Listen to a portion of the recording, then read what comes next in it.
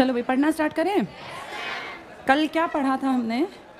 राष्ट्रगीत, राष्ट्रगान, Nobel, first Indian जिसको नोबेल मिला, फर्स्ट एशियन भी। बताओ ज़रा, रविंद्रनाथ टैगोर को जो ये अवार्ड मिला किस ईयर में मिला? जबकि ये स्टार्ट कब हुए थे? 1901। वो आदमी मरा कब था जिसके नाम पर हैं ये? इस साल तुम्हारे देश में पहली बार क्या गाया गया था? राष्ट्रगान या राष्ट्रगीत? राष्ट्रगान कब गाया गया था? 1911। 12 में एक मैगजीन, क्या नाम था उसका? तत्वबोधिनी, इसमें छपा। फिर 13 में इनको कौन सा प्राइज मिला था? ये नोबेल मरे कब थे? जब तुमने गाया था वंदे मातरम, तब ये मरे थे। इसी साल एक बहुत बड़े गेम्स दोबारा से, कौन से वाले? ओलंपिक्स। कहाँ स्टार्ट हुए थे? यूनान, एथेंस, ग्रीस, कुछ भी कहें, मतलब एक भारत, हिंदुस्तान, दिल्ली कह लो, उसी का तो पार्ट है वो। ये सब चीज़ें कल बताई थी। आपका राष्ट्रगान गाने में कितना टाइम लगता है? जैसे आप कहते हैं नेशनल एंथम, या जिसे आप कहते हैं राष्ट्रगान, इसका टाइम कितना बताया? 52, कभी कभी 20 सेकेंड। राष्ट्रगीत गाने में कितना टाइम लगता है? हाँ, इसका है 1 मिनट 5 सेकेंड, या इसी को आप कहते हैं 65 सेकेंड। ये किस सन में पहली बार गाया गया? अभी बताया। ये गाया गया 1896 में, और ये गाया गया 1911। इसको लिखने का साल तो बहुत पुराना था, 1874, 1882। 74 में कागज़ के टुकड़े पे लिखा गया। 82 में कहाँ छपा? क्या नाम था उस नॉवल का? आनंद मठ। किस चीज़ का जिक्र है इसमें? सन्यासी विद्रोह का। किसने लिखा ये? बंकिम चंद्र चट्टोपाध्याय या चैटर्जी। जबकि ये किसने लिखा था? रविंद्रनाथ टैगोर, जिन्हें प्राइज कब मिला? 1913। 1913 में 2-3 चीज़ें इकट्ठी हुई थी, क्या मैंने बताई थी कल? ये शायद 13 की नहीं बताई, फिर क्लास का टाइम ओवर हो गया था। अभी लगे हाथ सुन लो, फिर आगे बढ़ेंगे, फिर बता दूंगी। 1913 में एक मेन घटना है। पहली घटना आपको, फर्स्ट इंडियन जिसको क्या बड़ा अवार्ड मिला? नोबेल। ये फर्स्ट इंडियन और फर्स्ट एशियन भी है, पहला पॉइंट। दूसरा पॉइंट, 1913 में इंडिया में फर्स्ट मूवी बनाई गई जिसका नाम था राजा हरीशचंद्र। कोई डायलॉग नहीं था, पहली मूक फिल्म थी, कोई डायलॉग डिलीवरी नहीं थी, एक्सप्रेशंस थे बस, और एक छोटी सी, बहुत छोटी सी मूवी थी। इस 13 के अलावा, इन दोनों के अलावा, तीसरा पॉइंट, इस 13 में आपके अमेरिका में एक बड़ा शहर पड़ता है, नाम है सैन फ्रांसिस्को। यहाँ पे एक पार्टी बनी थी जिसको नाम दिया गया था गदर पार्टी। ये आपके क्रांतिकारी बंधुओं ने बनाई थी 1913 में, जिसमें कई नाम हैं। सोहन सिंह भाकना का बहुत बड़ा नाम है, और लाला हरदयाल का। दोनों नाम इंपॉर्टेंट हैं। सोहन सिंह भाकना, बहुत बार पेपर में आता है क्वेश्चन। सोहन सिंह भाकना, और एक दूसरा क्या बताया? लाला हरदयाल। 2 बड़े लीडर थे ये। इस पार्टी ने वहाँ के जो इंडिया से जाके बस गए थे ना, कनाडा अमेरिका में लोग, उनसे पैसे इकट्ठे किए और एक अखबार निकाला गदर नाम का, और कहा हम विदेश में बैठे हैं लेकिन हमारा भाई खून, हमारी मिट्टी तो भारत है ना। और वहाँ से, अमेरिका के इस शहर से, इन्होंने भारत में अंग्रेजों को मारने के लिए क्या तैयार किए? क्रांतिकारी। और ये क्रांतिकारी फिर वहाँ से हथियार लाते थे। पैसा कौन देता था? जो हमारे इंडियन बाहर बैठे हैं अमेरिका कनाडा में, वो वहाँ पैसा इकट्ठा करते। इन पैसों से बड़े बड़े हथियारों के पूरे जखीरे ये लोग मैनेज करते, और वहाँ से फिर क्रांतिकारियों को ट्रेन करके भारत भेजते। हमारे कई क्रांतिकारी बंधु वहीं से ट्रेनिंग लेके भारत आए थे, जिन्होंने अंग्रेजों को मारा था। तो ये सारा नेटवर्क, बहुत बड़ा नेटवर्क, कौन चला रही थी?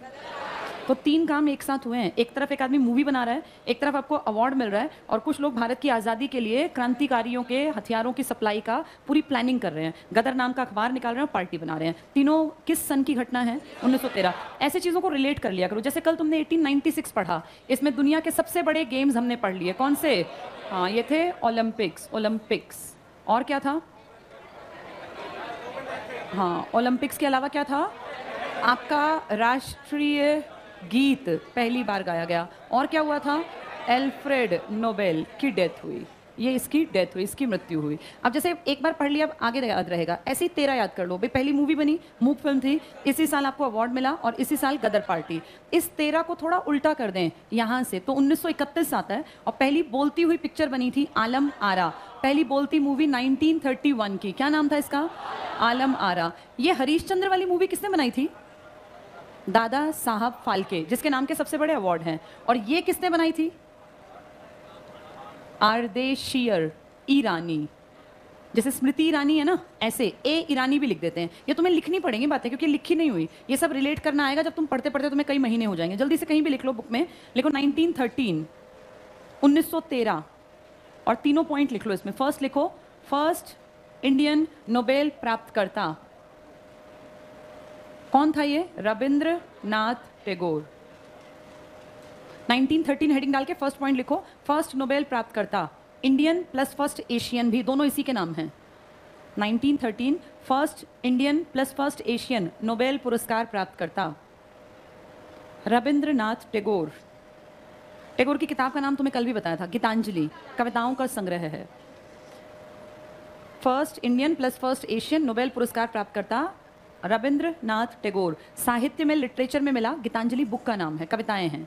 सेकंड पॉइंट लिखो, पहली मूक फिल्म बनी 13 के नीचे ही, पहली मूक विदाउट डायलॉग, पहली मूक फिल्म, नाम लिख लो, राजा हरीश चंद्र।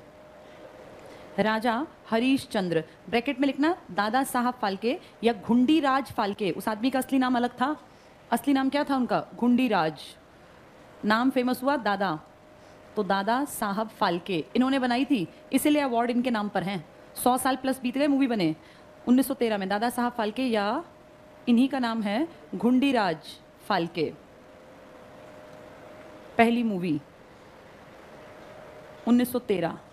थर्ड पॉइंट लिखो, गदर पार्टी। गदर party San Francisco America. Ghadar party San Francisco America, ये सामने लिखा हुआ है, अमेरिका के सैन फ्रांसिस्को शहर में गदर पार्टी। और दो लीडर्स के नाम लिख लो, सोहन सिंह भाकना और लाला हरदयाल। बहुत पूछते हैं गदर पार्टी के मेन कौन थे दो लीडर्स, सोहन सिंह भाकना और लाला हरदयाल। ठीक है, तो 13 की 3 घटनाएं हमें समझ में आ गई। सबसे बड़ा प्राइज, पहली मूवी और बड़ी पार्टी। कौन से सन की घटना है ये? 1913 की। यहीं एक पॉइंट लिखो, अगला पॉइंट 1931 पहली बोलती फिल्म आलम आरा, ए ईरानी। पहली बोलती फिल्म 1931। 13 में तो मूक बनी, फिर 31 में बोलती हुई। पहली बोलती फिल्म, या जिसे कह देते हैं सवाक, हिंदी थोड़ा टफ बना देते हैं, जिसमें डायलॉग थे। सवाक, वाक मतलब आवाज़, सवाक पहली बोलती फिल्म या सवाक, ऊपर लिखा हुआ है सवाक, वाक का मतलब गला, आवाज़। इस मूवी का नाम था आलम आरा, 1931 में बनी आलम आरा। ए ईरानी ने बनाई, अर्देशियर ईरानी, ए ईरानी, अर्देशियर ईरानी। क्लियर हो गया सबको? ये बताओ पहली पिक्चर कब बनी? अगर कहें पहली बोलती फिल्म, 13 वाली बनाने वाला कौन था? दादा साहब, जिनके नाम के अवार्ड हैं। कब बनी थी? 1913। और बोलती वाली 31 बनाने वाला कौन था? ए ईरानी। 1913 में दुनिया का सबसे बड़ा प्राइज हमें मिला, कौन सा? नोबेल। हम थे, और हम फर्स्ट एशियन भी थे, first Indian plus first Asian. 1896 में कौन मरा था जिसके नाम का अवार्ड पहली बार कब मिला? नोबेल। हमें कब मिला? 13 में। 13 में 3 घटनाएं क्या क्या हुई? गदर पार्टी, पहली फिल्म और नोबेल। गदर पार्टी कहाँ बनी? San Francisco America. Ghadar party के 2 बड़े लीडर्स सोहन सिंह भाकना और लाला हरदयाल। ठीक है, अब वापस आ जाओ बुक पर। हम पहुंचे थे पेज नंबर, सेकंड चैप्टर पढ़ रहे थे, और हम थे पेज नंबर 23। कंप्लीट हो गया था? नहीं हुआ था? अच्छा ठीक है। ये प्रारूप समिति के सदस्य, ये नीचे वाला पढ़ा नहीं था हमने? नहीं, ये रह गए थे। ठीक है, ये 7 पढ़ लिए थे हमने। बताओ सबसे एक्टिव औरत कौन थी तुम्हारी संविधान सभा की? दुर्गाबाई देशमुख। कितनी औरतें टोटल थी? जिनमें से मुस्लिम कितनी थी? 1। कितनी के साइन हैं? उनमें सबसे प्रोमिनेंट कौन थी? दुर्गाबाई देशमुख। चलो पेज नंबर 23 का सबसे ऊपर का पॉइंट पढ़ लिया। प्रारूप समिति के 7 सदस्य आयंगर, अय्यर, मुंशी, ये पढ़े थे ना, खेतान है और अपने अंबेडकर जी, मेन आदमी। इसके बाद इसके नीचे जो पॉइंट थे वो शायद नहीं पढ़े थे, उनको पढ़ना स्टार्ट करते हैं, मेन को टिक भी करेंगे। संविधान सभा की अंतिम बैठक 24 जनवरी, इससे बात शुरू हुई थी। फिर मैंने आपको बताया था 24 जनवरी को अपने 3 चीज़ें फाइनल की थी, अपने देश का राष्ट्रगीत, अपना राष्ट्रगान और अपना राष्ट्रपति। ये 3 चीज़ें फाइनल किस दिन की थी तुमने? 24 जनवरी 1950। इस दिन क्या थी? संविधान सभा की अंतिम बैठक। और इस दिन के बाद संविधान सभा खत्म होकर सेम सभा संसद बन गई। बिल्कुल सेम सभा ही अब क्या थी? संसद। तो कोई फर्क नहीं पड़ा, ये टिक कर लो इसमें। संविधान सभा की अंतिम बैठक 24 जनवरी 1950 इंपॉर्टेंट है, इसी दिन तुम्हारी संसद बन गई थी। इसी दिन डॉक्टर राजेंद्र प्रसाद को भारत का राष्ट्रपति चुना गया और संविधान सभा को विघटित कर अंतरिम संसद बना दिया गया। तो संसद कौन बन गई थी अब? संविधान सभा। किस दिन लास्ट बैठक थी? 24 जनवरी। गीत, गान और पति, ये 3 चीज फाइनल हुई, जिसमें तुमने पढ़ा 52 सेकंड, 1 मिनट 5 सेकंड और राष्ट्रपति राजेंद्र प्रसाद। अगला पॉइंट टिक करो। भारत के पहले राष्ट्रपति संविधान सभा द्वारा चुने गए, निर्वाचित नहीं किए गए, इलेक्टेड नहीं थे। तुम्हारा ये सेम राष्ट्रपति इलेक्टेड कब होके आएगा? एक बार बोर्ड पे देखो सब लोग। डॉक्टर राजेंद्र प्रसाद 1950 से 1952 विदाउट इलेक्शन, सिर्फ सबने कह दिया इसलिए बना दिए। फिर 1952 में इलेक्शन हुआ, कितने साल के लिए? 5 साल। फिर दोबारा इलेक्शन हुआ 57, कितने साल के लिए? 5 साल। यहाँ से यहाँ तक कितने साल हुए? 12। आज तक का सबसे लंबे कार्यकाल वाला राष्ट्रपति हैं पहले राष्ट्रपति डॉक्टर राजेंद्र प्रसाद। ये टिक कर लो फटाफट से। तो पहले राष्ट्रपति निर्वाचित नहीं किए गए, यहाँ इंपॉर्टेंट लिख लो, बाद में निर्वाचित हुए ये 52 में। अगला पॉइंट टिक करना, संविधान निर्माण में 2 साल 11 महीने 18 दिन लगे। इसमें लगभग 63,96,000 रुपए खर्च हुए, बाद में ये करोड़ तक पहुंच जाएंगे। 114 दिन संविधान के प्रारूप पर चर्चा हुई। प्रारूप मतलब ड्राफ्ट। बताओ ड्राफ्टिंग कमेटी में कितने मेंबर थे? जिसका मुखिया कौन था? ड्राफ्टिंग का मेन काम तो पहले ही हो गया था, किसने कर दिया था? BN राव। क्या BN राव संविधान सभा के मेंबर थे? क्या ये सैलरी लेते थे? नहीं। ये कौन थे फिर? ये बाद में ICJ के क्या निकलेंगे? ICJ international court of justice में काम किया था, इतने ज्ञाता थे, तो हमने ये अपने सलाहकार बनाए, मेंबर नहीं थे ये आपके। ये टिक कर लो। कितने दिन काम किया ड्राफ्टिंग ने? 114 दिन। अगला पॉइंट भी काम का। अंतिम रूप से बुक में संविधान में 395 अनुच्छेद, 8 अनुसूचियां, इसके कुछ अनुच्छेद 26 नवंबर 1949 को लागू हो गए। ये इंपॉर्टेंट है, इसको टिक कर लो। कुछ, सारी किताब को आपने लागू कब किया? मैंने आपको कुछ शब्द कल बताए थे। अगर क्वेश्चन आए संविधान को आपने अंगीकृत, अधिनियमित, आत्मार्पित कब किया, तो आप डेट टिक करोगे 26 नवंबर 1945। लेकिन अगर लिखा है कि ये लागू कब हुआ, तो आप कहोगे 26 जनवरी 1950। ये इस टाइप के वर्ड्स तुम्हें लिखे मिल जाएं तो डेट टिक करके आना 26 नवंबर। ये अंडरलाइन कर लो, 26 नवंबर 1949 को कुछ अनुच्छेद लागू, सारा नहीं, जबकि संपूर्ण संविधान 26 जनवरी 1950 को लागू। इसके कुछ आर्टिकल पढ़ेंगे जरूर नीचे कि कौन कौन से थे, अभी यहाँ छोड़ दो। अगला पॉइंट, 394वां संविधान, अनुच्छेद 394 इस संविधान के लागू होने के बारे में है। इसके तहत क्या कहा गया कि 26 जनवरी 1950 को संविधान के लागू होने की तिथि घोषित की गई। तो किस आर्टिकल में लिखा था कि 26 जनवरी को लागू होगा? ये 394। इस बुक में टोटल आर्टिकल कितने हैं?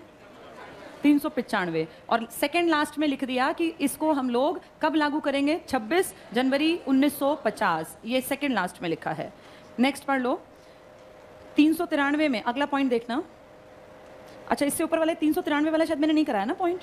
हाँ, ये भी इंपॉर्टेंट था। भारतीय संविधान का शॉर्ट टाइटल आर्टिकल 393 दिया गया। इसमें नाम क्या है टिक करना? भारत का संविधान। तो इस किताब के अंदर भी इस किताब का नाम लिखा है, किस आर्टिकल में? हाँ, एक बार इसको बोर्ड पे देखो। इसमें कितने आर्टिकल हैं किताब में? ये एक बुक है भारी भरकम, जिसमें 395 अनुच्छेद या आर्टिकल है। कितने इसमें भाग है? 22 भाग। एक एक भाग में आर्टिकल डिवाइड कर रखे हैं, थोड़ा सा समझ लो, फिर आगे रटना नहीं पड़ेगा तुम्हें। जैसे भाग कुल मिला के 22 हैं, तो पहला भाग, फिर इसमें अनुच्छेद डाल दिए कई सारे। मैथ्स की तुम्हें याद होगी अपनी किताबें 10th तक की, यूनिट 1 या चैप्टर 1, एक्सरसाइज 1.1, 1.2, 1.3, फिर यूनिट 7 है कहीं तो 7.1, 7.2, 7 याद होंगी ना चीज़ें। ऐसे ही इसको किया, भाग 1, 2, 3 ऐसे कर करके कितने बना दिए? 22 बना दिए। अनुच्छेद इनमें ऐड कर दिए। जैसे पहले में 1 से लेके 4 तक, 5 से लेके 11 तक, 12 से लेके 35 तक, 36 से लेके 51 तक, 52 से लेके 151। ऐसा करते करते 395 जाके कहाँ आएगा? भाग नंबर 22 में। और उसमें फिर मेंशन किया गया 393 इंपॉर्टेंट है, 394, 395 क्या लिखा ये जान लो। 393 में इन लोगों ने कहा कि भारत के संविधान का नाम क्या होगा? Constitution of India. और ये सेम चीज़ तुम्हारी इस बुक के बाहर भी लिखी है, कॉन्स्टिट्यूशन ऑफ इंडिया। ये किस आर्टिकल में लिखा गया है? 393। 394 में लिखा कि इस पूरी किताब को हम लागू कब करेंगे? 26 जनवरी 1950 ये लिखा। और 95 आखिरी में लिखा कि आज के बाद, जिस दिन ये लागू होगी उस दिन के बाद भारत में 1935 का एक एक्ट चल रहा था, गवर्नमेंट ऑफ इंडिया एक्ट, ये समाप्त। तो 1935 के भारत सरकार अधिनियम की समाप्ति कौन से आर्टिकल में कर दी गई है? और तब से आपका देश इसके अकॉर्डिंग ये तो समाप्त हो गया और ये किताब लागू हो गई। तो लास्ट में ये लिखा है कि इसका नाम क्या होगा, किस दिन ये लागू होगा, और इस आर्टिकल के बाद कौन सी चीज़ वेस्ट हो गई, कौन सी चीज़ खत्म हो गई। 395 का गवर्नमेंट ऑफ इंडिया एक्ट। जैसे कभी आप सोचते हो आपका देश कितने साल तो बिना किताब के चला? ये किताब लिखने में आपने कई साल लगाए ना। आप आज़ाद कब हो गए थे? 15 अगस्त 1947। किताब आपने लागू की है 50। इतने साल तक देश कैसे चला? इस टाइम में क्या किया आपने? क्राइम तो तब भी हुए होंगे भाई, लूट पाट है, मर्डर है, क्या तब नहीं होते थे? इन 2.5 सालों आपने देश कैसे चलाया? इन 2.5 सालों में आपका देश चला गवर्नमेंट ऑफ इंडिया एक्ट 1935। इसके अनुसार आपका देश चला। ये अंग्रेजों के टाइम पे आ गया था, इसको सुनो और समझ लो, रटोगे तो तुम फंस जाओगे। 35 का अधिनियम, इससे पहले भी अंग्रेज अधिनियम लाते थे, पर ये लास्ट बड़ा अधिनियम है। इसके बेसिस पर तुम्हारा देश अंग्रेज चला रहे थे, और जब तुम आजाद हो गए, क्योंकि तुम्हारी किताब लिखने में तुम्हें टाइम लगा, तुम्हारी किताब लिखनी तुमने लेट शुरू की थी, 46 के बाद तो हमने काम शुरू किया, तो ये किताब लिखने में 2 साल 11 महीने 18 दिन, यानी 1949-50 तो आना ही आना था। तो उस दौर में 2.5 साल देश चला था अंग्रेजों के बनाए एक्ट से, गवर्नमेंट ऑफ इंडिया एक्ट 1935। लेकिन तुमने इस किताब का अंत करते करते लिख दिया कि अब के बाद आर्टिकल 395 में यही लिखा तुमने कि कौन सा एक्ट खत्म कर रहे हैं हम, 1935 का भारत सरकार अधिनियम, अब के बाद समाप्त, और हमारी ये किताब चलेगी। तो इस किताब को तुमने कहां जाके लास्ट महत्व दिया, 395, जब तुमने क्या खत्म कर दिया, गवर्नमेंट ऑफ इंडिया एक्ट। किसका बनाया हुआ था ये, अंग्रेजों का। और तुम आज़ादी के 5 साल बाद तक भी इसके अकॉर्डिंग चलते थे। 50 के बाद भी जब सरकारें बनी तब काम ठीक हुआ, 52 में जाके तुम्हारा देश ना 47 में आज़ाद हो गया, लेकिन 47 से 50 तक तुम किताब ही लिखते रहे, इलेक्शन नहीं हुए थे 50 तक, 5 साल देश में कुछ हुआ ही नहीं, बस काम जो कर रहे हैं वही करते जाएंगे। 1951 के अक्टूबर में जाके तुम्हारे देश में चुनाव स्टार्ट हुए, और तब तक चुनाव हमने कभी कराए नहीं, तो हमें पता ही नहीं कैसे कराने हैं, हमें टाइम लगेगा। इसीलिए 1951 के चुनाव होते होते 52 आ गया, और 52 में आधे में जाके, मई में जाके तुम्हारी लोकसभा का गठन हुआ था, लोकसभा बनी थी तुम्हारी। सोचो 47 से 48, 49, 50, 51, 52, 5 साल, और अगस्त आने वाला था, तब जाके तुम्हारी लोगों की बनाई हुई सरकार बनी थी। ये बनी थी मई 11-13 मई को इनकी बैठक हुई थी। तो आप ये सोच के देखो कि 47 से और 52 तक तुम्हारा देश बिना इलेक्टेड मेंबर ही चला रहे थे, क्योंकि इलेक्शन करवाने से पहले सिस्टम तैयार होना चाहिए, और वो सिस्टम तैयार होने में कई साल लगने ही लगने थे। इसलिए पहली इलेक्टेड गवर्नमेंट कब से मानी जाती है, 1952। लेकिन सरकार कब से काम कर रही थी, 47 से पीएम आपके नेहरू थे, और राष्ट्रपति आपके 50 में जाके कौन बन गए थे, राजेंद्र प्रसाद। ऐसे देश चला था, ये सब इस किताब में लिखा है। चलो आगे पढ़ें जरा। तो 395 में 94 हो गया, 95 हो गया, 93 हो गया। अगला पॉइंट देखो, संविधान के कुछ अनुच्छेद उसके अंगीकार करने की तिथि 26 नवंबर से, शेष संपूर्ण भाग 26 जनवरी से लागू किया गया। कौन से अनुच्छेद पहले आ गए थे वो अंडरलाइन कर लो। 16 अनुच्छेद पहले से थे, इसमें है 5, 6, 7, 8, 9।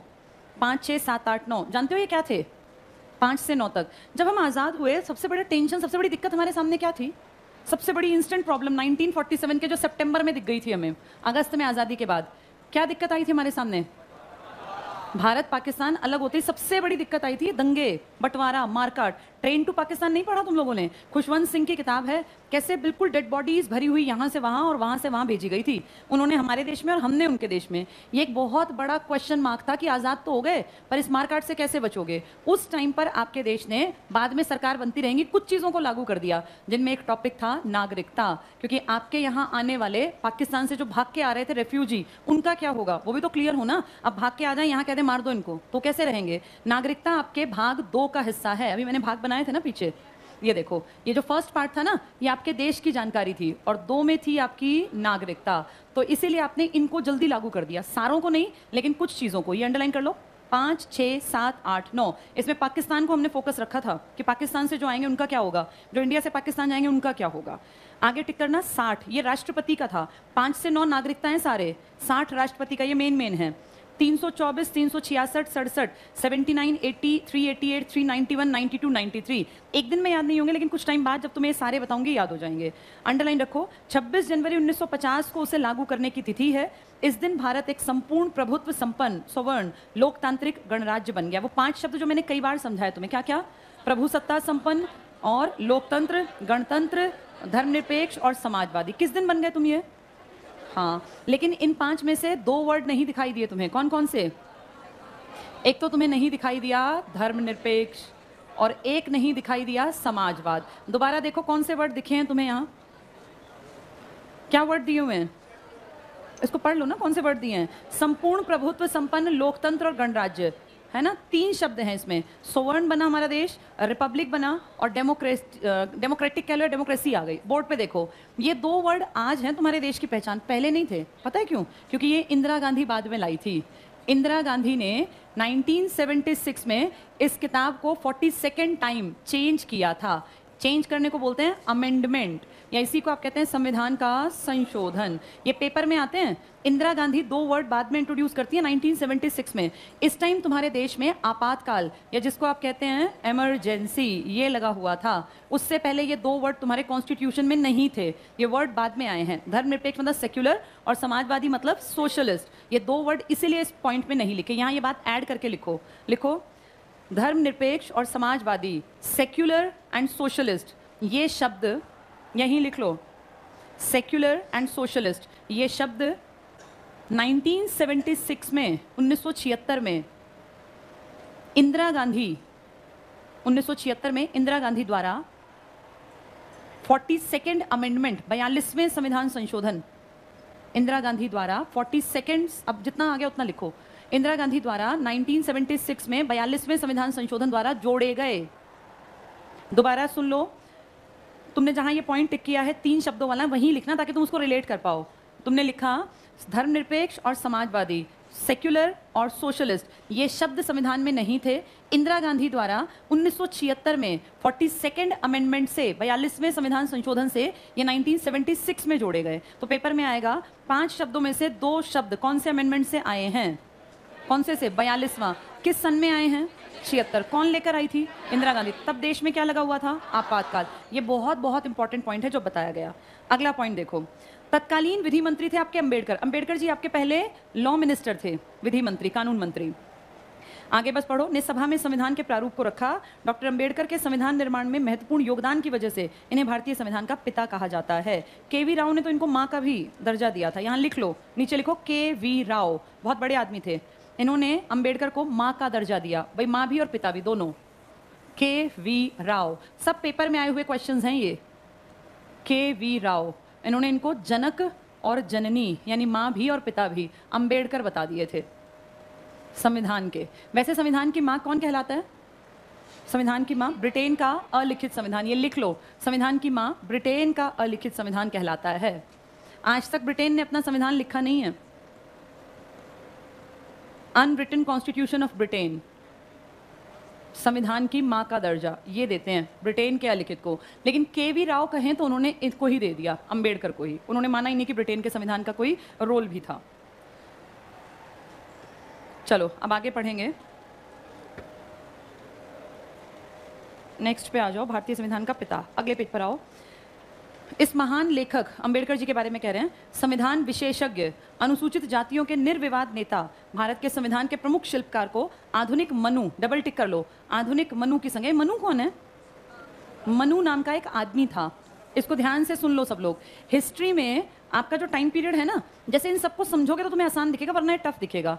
0 को हमने एक डिजिट माना, इसके बाद वाले जितने साल हैं भाई 1 2 3, अब तुम बैठे हो 2022 में, यहाँ से 0 के बाद इन्हें कहा जाता है एडी। और जो इससे पुराने हैं उन्हें कहा जाता है बिफोर क्राइस्ट, जीसस क्राइस्ट के जन्म से पहले। इसी को आप हिंदी में कहते हैं ईसा पूर्व, और इसे कहते हैं ईसवी। ईसा के जन्म के बाद की घटनाएं। तो जो अब ये पढ़ने जा रहे हो ना, मनु का नाम, ये मनु कौन था। इसके बाद यहाँ पर जब कभी दूसरी शताब्दी थी, जैसे अब देखें तो कौन सी शताब्दी चल रही है, 21वीं। भाई 2000 को तुम 21वीं कहोगे ना, 2022 को। जब कभी दूसरी शताब्दी थी, उससे और जीरोस के हेर फेर का टाइम पीरियड, जब कोई ताकतवर राजा नहीं था, उस टाइम पर तुम्हारे यहाँ पर एक बार बहुत आगे बढ़ा था ब्राह्मण जो जाति थी ना, इन लोगों का वर्चस्व एक दौर में। ये पहले भी थे वैदिक काल में, लेकिन बीच में ये थोड़ा कमजोर हुए। अब दोबारा एक बार ब्राह्मण फिर से ऊपर आ गए थे, टॉप मोस्ट, नंबर 1 मान लो। इस टाइम पर एक आदमी है जिसका नाम है मनु। इसने एक किताब लिखी, कानून बनाए। इसने कहा सोसाइटी कानून से चलती है, और इसने जो मनु ने किताब लिखी उसको मनु संहिता कह देते हैं। इस किताब में इसने कहा कि दुनिया पे या लोगों पे राज करने में नंबर 1 आदमी कौन होने चाहिए, ब्राह्मण। और सबसे नीचे इसने स्थान दिया शूद्रों को। इसने औरतों और शूद्रों को बहुत निम्न माना, निकृष्ट माना, और सबसे नंबर 1 बताया ब्राह्मणों को। ये कब की बात है, जब अशोक था ना, सम्राट अशोक, जो कि बौद्ध की बड़ी पूजा करता था। उसने स्तूप बनवाए थे 84,000। उसके बाद उसके बेटे, फिर उसके पोता, और ये सब चीजें कमजोर थी। वैसे 10 लोगों ने राज किया सम्राट अशोक के बाद, लेकिन कोई भी बहुत काबिल नहीं था।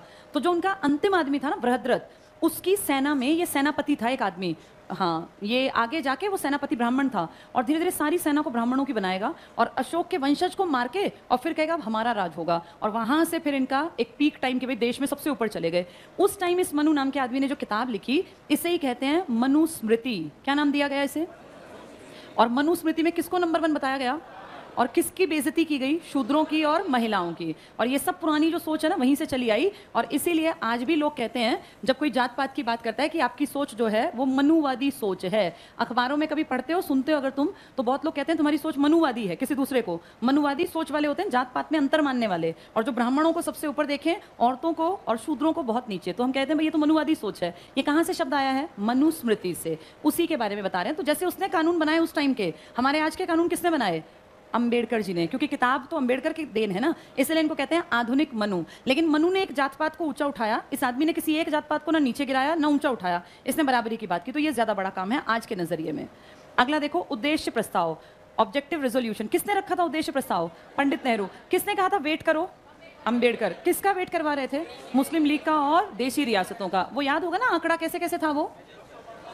292, 4 और 93, कुल मिला के कितने थे ये? 389। मुस्लिम लीग इसी में से तो पार्ट थी 73 का। चलो पढ़ो आगे।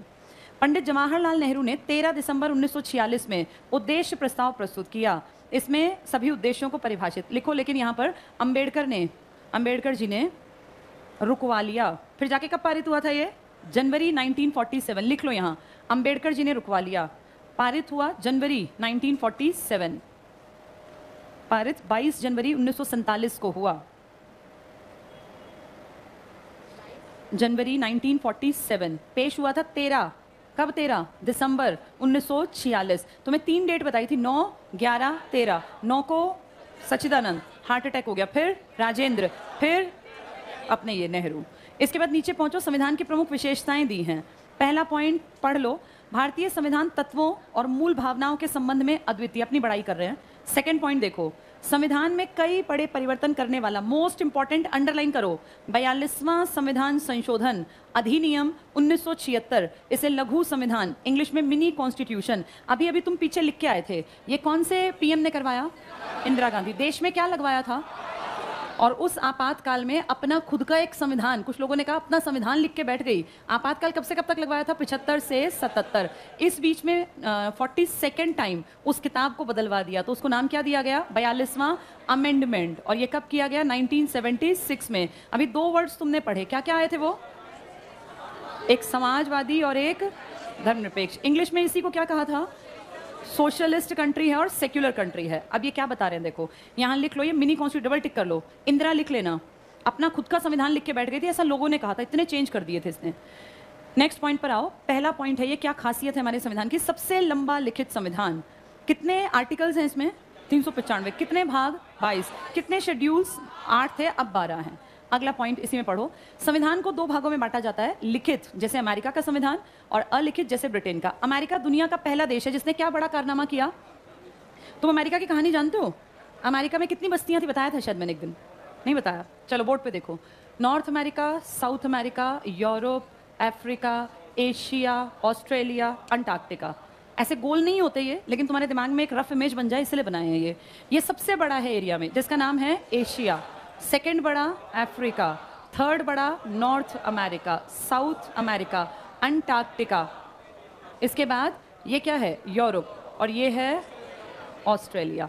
इन 7 में जो सबसे ज़्यादा आबादी है और सबसे बड़ा एरिया है वो एशिया का है। लेकिन अगर वो कहें नंबर ऑफ कंट्रीज ज़्यादा किस में है? अफ्रीका में। सबसे ज़्यादा देशों की संख्या अफ्रीका में। कितने देश हैं? 54। तुम्हारे यहाँ कितने हैं? 49। 48 है, उसके बाद 49 मान लेते हैं, वो मिक्स वाले 2-3, जैसे टर्की है, रशिया है, इनका आधा हिस्सा यूरोप में, आधा आपके यहाँ। तो अगर वैसे देखें तो 48-49 के आसपास, जबकि इनके पास कितने हैं? इसमें एग्जैक्ट बताऊं तो 48 + 3 कर देते हैं, 51 मानते हैं। ये 3 बीच में स्थित है, इनकी लोकेशन ऐसी है कि आपको वो इसमें और इसमें दोनों में दिखते हैं। तो अगर देखें तो हमसे ज़्यादा देश किसके पास हैं? अफ्रीका। इन 7 महाद्वीपों में सबसे एडवांस्ड वाले कौन है? ये यूरोप वाले। छोटा सा है यूरोप, ज़्यादातर, ध्यान से समझना बातों को, ज़्यादातर देशों के 3 तरफ पानी है, ज़्यादातर देशों की लोकेशन के 3 तरफ पानी है। एरिया बहुत छोटा है लेकिन बहुत ज़्यादा अमीर, बेहद इंटेलिजेंट, और पूरी दुनिया पे जिन लोगों ने राज किया वो इस छोटे से एरिया से दुनिया भर के अलग अलग कोनों में पहुंच गए। कारण था ये लोग क्रिएटिव थे, हमारी तरह इनका पेट नहीं भरा था। हमारे देश की दिक्कत क्या थी? यहाँ बहुत बहुत बहुत बढ़िया ज़मीन, इतनी बढ़िया ज़मीन कि जैसे गेहूँ डाला तो गेहूँ पेट भरने लायक हो गया, धान लगाया तो धान पेट भरने लायक, गन्ना है तो गन्ना, हर चीज़ से हमारा पेट इतना भरा था कि हमने कभी ये जहमत ही नहीं उठाई कि हम जाके देखें दुनिया क्या कर रही है। जिसके घर में बहुत ज़्यादा वो बाहर नहीं झांकता ना, अब ये थे थोड़े गरीब, गरीब इन द सेंस वैसे तो अमीर है ये, इनके पास नेचुरल रिसोर्सेज नहीं थे, इनकी मिट्टी हमारी जितनी उपजाऊ नहीं थी, इनके पास एरिया बहुत छोटा था। आप गन्ना गेहूं चावल मिट्टी में पैदा करेंगे ना, इनके पास मिट्टी नहीं है। अब इन्होंने दिमाग के बल पे मशीनें तो बना ली पर उसमें कच्चा माल नहीं था और इनको ज़रूरत फील हुई कि हम अपनी एरिया अपनी प्रॉपर्टी बढ़ाएं। उसी चक्कर में यहाँ के राजाओं ने अपने यहाँ के लोगों को मोटिवेशन देने के लिए कहा कि तुम में से जो जो नई नई खोज करेगा, नए नए देश ढूंढेगा, नए नए रास्ते, उसको मैं माला माल बना दूंगा। तो लोग अपनी क्रिएटिविटी के दम पे आइडिया लगाते हुए अपनी नाव लेके अलग अलग दिशाओं में निकल पड़े।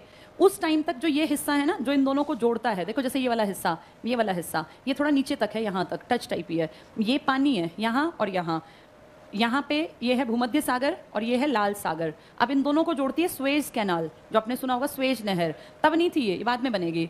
तो यहाँ पे इस एरिया में ना जो अरब देश है ना ये कब्जा जमा के बैठ गए और इन्होंने एक तरह से खतरे का निशान बना दिया कि भैया ये एरिया हमारा और पहले हम व्यापार करेंगे, तुम व्यापार करने जब आओगे जब हम लोग कहेंगे, वरना यहाँ मत आना। अब इनके पास तैयार सामान पड़ा है, इनको मार्केट चाहिए और मार्केट यहाँ क्योंकि आबादी यहाँ या इसके आसपास। अब ये इस रास्ते पे जम के बैठ गए अरब वाले जो अरेबियन देश हैं, ये अपने ईरान इराक के आगे वाली बेल्ट। तो अब इनको दिक्कत आएगी यार ये तो रोज़ रोज़ हमें दुखी करेंगे, ऑल्टरनेटिव रूट हमें ढूंढना पड़ेगा जो हमें इनसे पूछना ना पड़े। तो इन लोगों ने अलग अलग डायरेक्शन में लोगों को भेजा। उसी दौर में एक आदमी चलते चलते चलते गलती से यहाँ पहुँच गया। उसको उन्होंने सुना था कि इंडिया बहुत रिच है, क्योंकि इंडिया आज से नहीं हड़प्पा के टाइम से व्यापार कर रहा था और इंडिया का कपड़ा, इंडिया की हर चीज़ टॉप थी। अगर क्वालिटी की बात करें तो हमसे बढ़िया कोई था ही नहीं इस धरती पर। ये मैं अपने मुंह से झूठ नहीं बोल रही, ये बिल्कुल सच्ची बात है, तभी दुनिया तुम्हारे यहाँ आती थी। तुम्हारे यहाँ का कपड़ा क्वालिटी वाइज, कॉटन, गहने, हर चीज़ नंबर 1 थी। तो इनको ये पता था कि इंडिया जाने का रूट है इस तरफ से, लेकिन इस पर कौन कब्जा जमा के बैठे हैं? ये अरब देश, जिनके पास ये तेल और ये सब है आज। तो इन्हें लगा कि ऑल्टरनेटिव ढूंढते हैं। इंडिया सुन रखा था, भेज दिया लोगों को। एक आदमी अपनी नाव लेके जाते जाते जाते यहाँ पहुँच गया और उसको लगा मैंने इंडिया ढूंढ लिया। उसको कुछ लोग मिले तट पे, तो उसने कहा वो इंडियंस मिल गए, उनका नाम रख दिया रेड इंडियंस। अब रेड इंडियन इंडिया में नहीं है, अमेरिका में है। आपके एग्जाम में आ जाएगा रेड इंडियन प्रजाति के लोग किस कॉन्टिनेंट में पाए जाते हैं? नॉर्थ अमेरिका में, तटवर्ती इलाके के पास के लोग। गलती से इंडियन समझ बैठा था वो, फिर बाद में पता चला ये इंडिया नहीं है। तो कोई नहीं, जो मिल गया वहीं से अपना, हमें तो कच्चा माल चाहिए। बाद में नॉर्थ अमेरिका में इन लोगों ने, ये ब्रिटिशर्स खासकर ये बहुत एक्टिव हैं, इन लोगों ने 13 बड़ी बस्तियां अपनी बनाई कि भाई जहां से हम लोहा तांबा जो मिलेगा ये सब ढोएंगे अपने देश में। एक तरह से व्यापार का कह के आए, बाद में इनको कब्जे में लेने की कोशिश करेंगे। ऐसे ही करते करते एक आदमी यहाँ से चला, मान लो ये वाला आदमी एक यहाँ से चला पुर्तगाल से, और ये यहाँ से होता हुआ आपके इंडिया के रास्ते में कालीकट के तट पे पहुंच गया। ज्योग्राफी में सर इसको पूरा डिटेल से कराएंगे। जिस आदमी ने इंडिया खोजा आप सब जानते हैं, वास्को डी गामा। आपका भारत खोजा गया था 1498 में और अमेरिका खोजा गया 1492 में। यानी आप और अमेरिका साथ साथ खोजे गए, लेकिन आप और अमेरिका साथ साथ आज़ाद नहीं हुए। उन लोगों को भी एक्सप्लॉइट करने के लिए खोजा गया, भाई शोषण करना आप लोगों को भी। इनको हमसे कोई लगाव जुड़ाव नहीं था। ये थोड़े से समझदार थे। इन्होंने कहा अगर तुम हमें अपना रिप्रेजेंटेटिव नहीं रखोगे, हमारे आदमी को, भाई हम तुम्हारे सामने अपनी बात रख पाए, हमारा एक आदमी तुम्हारे बीच में होना चाहिए, तो हम तुम्हें टैक्स नहीं देंगे। इन्होंने ये अपना एक वो बना लिया, एक लाइन कि अगर हमें तुम लोग प्रतिनिधित्व नहीं दोगे तो हम तुम्हें कर नहीं देंगे। इनसे टैक्स वसूलते जैसे हमसे वसूलते थे। हमें ये बुद्धि नहीं आई और हम इन लोगों के खिलाफ क्रांति का मोर्चा खोल देते हैं 1857 में। इस क्रांति में हम बुरी तरह हारे क्योंकि बहुत सारे इंडियन साथ नहीं थे, ना हमारे पास हथियार अच्छे, ना हमारी कनेक्टिविटी। और इसके बाद अंग्रेजों को समझ में आ गया कि सोने की चिड़िया है, इनमें यूनिटी है नहीं, इनको डिवाइड करके इन पे चाहे सालों साल राज करो, इनको अकल भी कम है। और इसीलिए इन्होंने जो कंपनी आपके देश पे राज कर रही थी ना, BEIC, इस कंपनी को कहा ये शासन हमें दो, तुम कंपनी वाले बेवकूफ़ों गवा दोगे सोने की चिड़िया को, ये बहुत पैसा देगा हमें। और हमारा राज महारानी ने अपने हाथ में ले लिया और कहा ताज का राज स्टार्ट हो गया 1858 से 1947। 90 साल आपके देश को खूब लूटा और आप कुछ कर भी नहीं पाए क्योंकि एक देश आपके ऊपर राज कर रहा था। जब आप ज्यादा विरोध करते थे ना, तब कंपनी आपके ऊपर राज कर रही थी। और आप देखो अंग्रेज आपको आजाद करके चले गए, अदरवाइज आपने बहुत बड़ी कोई लड़ाई 47 में लड़ी नहीं थी। ये मैं आपको बार बार बताती हूँ। आज़ादी का मतलब होता है लड़ लड़ के आज़ादी छीन लेना। ये तो ट्रांसफर किया था पावर का। वो गोरे अंग्रेज थे, अपने चहीतों को पकड़ा गए, लो जी ये सरकार तुम्हारी, तुम चलाओ जैसे मन करे, सारा काम तुम्हारा। ये कोई ऐसी सरकार नहीं बनी थी जिसको आपने मन से पसंद किया। आपका देश 5 साल बिना इलेक्शन के चलता रहा। किन लोगों को लाया गया राजनीति में? जो अंग्रेजों के कहीं ना कहीं चाटुकार थे। आम आदमी थोड़ी ना उसका मेंबर बन पाया था। इनको देखें, ये बहुत जल्दी संभल गए। 1773 में इन्होंने कहा अगर हमारी बात नहीं मानी, तुम 1857 की क्रांति कर रहे हो, उससे पहले संभल गए। 1773 में इन्होंने कहा अगर हमारी बात नहीं मानी तो हम क्या नहीं देंगे तुम्हें? टैक्स। अच्छा, टैक्स कैसे नहीं दोगे? तो खुल के चुनौती सामने आई और ब्रिटेन के शिप्स अमेरिका की जनता ने डुबो दिए। ब्रिटिशर्स के जहाज थे, इन्होंने इन जहाज़ों पे जैसे वो गुजर रहे थे ना, रास्ते में अपनी नाव वाव उड़ा के उनको रोका और उस पर चढ़ गए जहाज़ पे, और उस जहाज़ में चाय की पेटियां थी। ये चाय की पेटियां उठा उठा के पानी में फेंक दी और कहा जाके मैसेज दे देना कि आज तो ये पेटियां डुबोई हैं, अगर हमारी बात नहीं मानी तो फिर इसका आगे अंजाम बुरा होगा। इसको नाम दिया गया हिस्ट्री में बोस्टन टी पार्टी। ये टी पार्टी मना दी गई कि भाई तुम्हारी टी पार्टी हमने यहीं कर दी, बोस्टन जगह का नाम। तो बोस्टन टी पार्टी किसकी आज़ादी की घटना है? अमेरिका। अमेरिका किससे अपने आप को आज़ाद कराना चाहता है? ब्रिटेन, जिसने 13 बड़े उपनिवेश बस्तियां बना रखी हैं। ऐसा नहीं कि हम बेवकूफ़ थे, हमने भी कोशिश की थी इनके पैरेलल। 1757 याद करो, प्लासी का युद्ध हुआ था, याद है तुम्हें?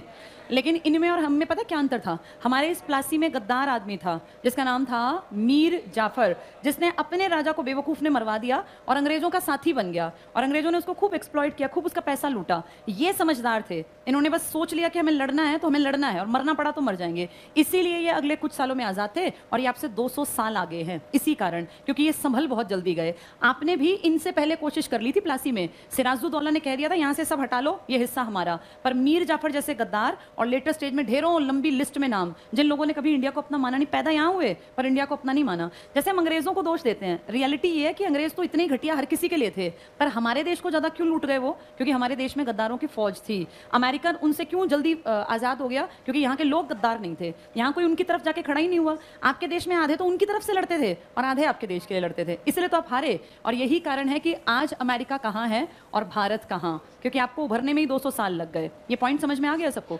जल्दी से देखो, बस लास्ट इस पेज को पूरा कर लेते हैं। तो ब्रिटेन का लिखित संविधान, ब्रिटेन, ये अमेरिका का, अमेरिका ने कब लिखा अपना संविधान? तुरंत आज़ादी के कुछ साल बाद ही। कब आज़ाद हो गया था? कौन सी टी पार्टी के बाद काम कर रहा? 1773 बोस्टन टी पार्टी। 1789 लिख लो, इन्होंने अपना कॉन्स्टिट्यूशन लिख लिया था 1789। इस साल फ्रांस में एक बहुत बड़ी रिवॉल्यूशन हुई थी जिसे कहते हैं फ्रांसीसी क्रांति, फिर कभी बात करेंगे, अभी सिर्फ इतना लिख लो 1789। अलिखित संविधान किसका है बिना लिखा हुआ? ब्रिटेन का। आगे पढ़ो, भारत का संविधान विश्व का सबसे बड़ा लिखित संविधान है। अगले पॉइंट पर आओ, इस मूल संविधान में 1949 में एक प्रस्तावना थी, पहला पेज, जो मैं कल बताऊंगी क्या था। 395 आर्टिकल्स, अनुच्छेद, 22 भाग और 8 अनुसूचियां थी। अब कितनी बन गई? 12।